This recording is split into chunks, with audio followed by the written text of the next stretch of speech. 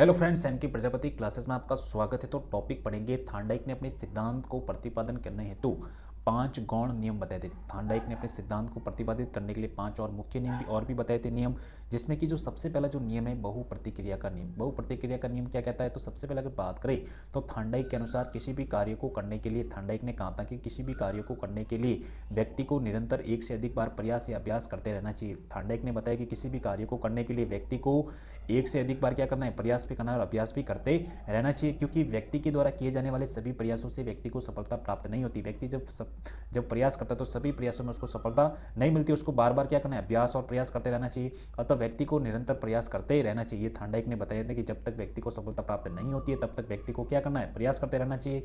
सबसे पहले अगर बात करें एग्जाम्पल की, तो आम के पेड़ से आम तोड़ने के लिए अन्य को पत्थर फेंकते। जैसे कि कोई आम का पेड़ है, अब हम मेरे को जैसे कि उसमें से आम लेने तो हम कितने पत्थर फेंकते? 10-12 पत्थर फेंकते, तब जाके वो आम गिरता है। किसी प्रतियोगी छात्र द्वारा लाखों प्रश्न याद करें। जब प्रतियोगी कोई तैयारी करता है, छात्र तैयारी करता है तो लाखों प्रश्न याद करता है, ठीक है ना। तो ये भी कौन सा नियम है? बहुप्रतिक्रिया का नियम। दूसरा अगर नियम की बात करें तो आंशिक क्रिया का नियम। दूसरा नियम है आंशिक क्रिया का नियम।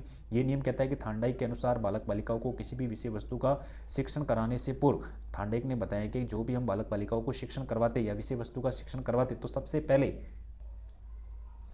पहले विषय वस्तु को छोटे छोटे भागों में विभक्त करना चाहिए। थार्नडाइक ने बताया कि कोई भी विषय वस्तु को जब हम सिखाते तो सबसे पहले कोई भी विषय वस्तु को क्या करना है? छोटे छोटे भागों में विभक्त करना है, जिससे कि बालक जो होता है विभक्त करना चाहिए, जिससे कि बालक छोटी विषय वस्तु को बालक जो है संक्रियता से सीखता है। बालक छोटी छोटी विषय वस्तु को जल्दी सीख जाता है, ठीक है। जैसे कि बूंद बूंद से घड़ा भरता है, बूंद बूंद से क्या पड़ता है? घड़ा भरता है। दूसरा, वर्ण सीखकर व्याकरण सीखता है। वर्ण सबसे पहले वो वर्ण सीखेगा, फिर क्या करेगा? व्याकरण को सीखेगा। उसके बाद में अंश से पूर्ण की ओर शिक्षण सूत्र इसी नियम पर आधारित है। अंश से पूर्ण की ओर शिक्षण सूत्र इसी पर आधारित है। उसके बाद में तीसरा जो नियम है मानसिक विन्यास का नियम। तीसरा कौन सा है? मानसिक विन्यास का नियम। थार्नडाइक के अनुसार किसी भी कार्य को प्रारंभ करने से पूर्व, थार्नडाइक ने बताया कि किसी भी कार्य को प्रारंभ करने से पूर्व सर्वप्रथम व्यक्ति की मानसिकता का होना अति आवश्यक है। थार्नडाइक ने बताया कि किसी भी कार्य को जब व्यक्ति कर रहा है तो उसकी मानसिकता क्या होनी है? पॉजिटिव होनी चाहिए, ठीक है। क्योंकि मानसिकता के अभाव में किया गया कार्य सफलता प्रदान नहीं कर सकता। अगर उसकी मानसिकता में नेगेटिव पॉइंट है तो वो कभी भी सफलता को प्राप्त नहीं कर सकता है। इसलिए हमें भी कोई भी कार्य को करते तो सबसे पहले हमें क्या मानसिकता कैसी रखनी है? पॉजिटिव थिंकिंग, ठीक है। जैसे कि मन के हारे हार तो मन के जीते जीत। इसमें बताया कि मन के हारे हार और मन के जीते जीत, मन में हमें दृढ़ विश्वास रखना कि हम इस कार्य को कर सकते हैं। यह तत्परता के नियम का क्या भाग है? तत्परता के नियम का भाग है। उसके बाद में जो चौथा नियम जो है सहस्त्रीय परिवर्तन का नियम। कौन सा है? सहस्त्रीय परिवर्तन का नियम।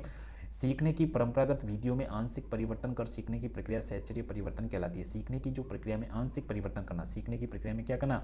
जो सीखने की जो परंपरागत विधियों में आंशिक परिवर्तन करना, ये सहस्त्रीय परिवर्तन। जैसे कि एकलव्य द्वारा धनुष विद्या सीखना। अब एकलव्य थे, उसके गुरु नहीं थे, तो उसने धनुष विद्या को सिखाया अपना आप, ठीक है। दूसरा, एक माँ के पुत्र की मृत्यु हो जाने पर माँ द्वारा अपने पुत्र के खिलौने को सीने से लाए। जब किसी माँ के पुत्र की मृत्यु हो जाती है तो अपने जो उसका खिलौना तो उस पुत्र को खिलौने को क्या है? सीने से लगाती थी। ये भी कौन सा? सहस्त्रीय परिवर्तन का नियम। उसके बाद में आगे वाला जो नियम है आत्मीकरण का नियम। कौन सा है? आत्मीकरण के नियम की बात करें तो अपने पूर्व अनुभवों के माध्यम से नवीन कार्य करने की जो मानसिक प्रक्रिया होती है वो आत्मीकरण कहलाती है। अपने पूर्व अनुभवों के माध्यम से नवीन कार्य करने की जो मानसिक प्रक्रिया वो क्या कहलाती है? आत्मीकरण कहलाती है। जैसे कि घर पर अपने छोटे भाई बहन को पढ़ाना, घर पर हम छोटे भाई बहन को पढ़ाते हैं तो ये कौन सा नियम है? आत्मीकरण का नियम। उसके बाद में अगर बात करें इस जो उद्दीपक अनुक्रिया का जो सिद्धांत है, इसमें एक प्रमुख शैक्षणिक महत्व है, शिक्षा के लिए क्यों उपयोगी, ठीक है ना। तो सबसे पहले जो सिद्धांत है मंदबुद्धि बालकों को सीखने में सहायक। जो भी मंदबुद्धि बालक होते हैं वो सिखाने में क्या ये सिद्धांत सर्वोपरि माना जाता है। दूसरा, अभ्यास की निरंतरता पर बल देगा। उद्दीपक अनुक्रिया में अभ्यास के माध्यम से कोई भी व्यक्ति किसी भी कार्य को सीख सकता है, ठीक है। तीसरा, असफलता में सफलता। जब व्यक्ति को असफलता मिलती है तो असफलता के माध्यम से उसको वापस क्या मिलेगी? सफलता मिलेगी, ठीक है। सफलता द्वारा सफलता प्राप्त करना। अगर व्यक्ति को किसी में सफलता मिली है तो दूसरे कार्य में भी उसको सफलता मिल सकती है। अनुभव द्वारा सीखना, अनुभव के माध्यम से सीख सकता है।